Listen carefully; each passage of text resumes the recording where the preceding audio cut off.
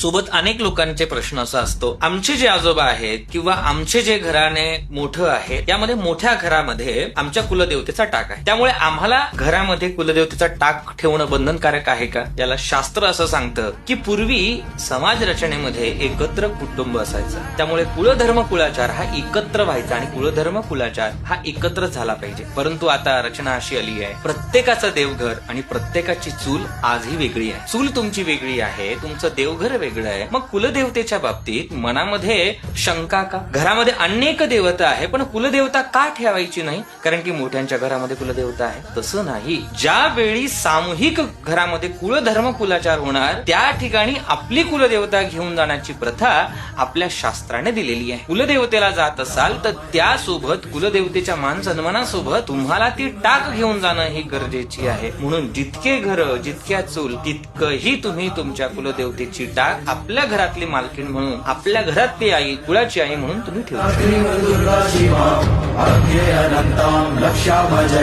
नायकां परम श्रेष्ठ मंत्र मात्रिका नमामि दुर्गा.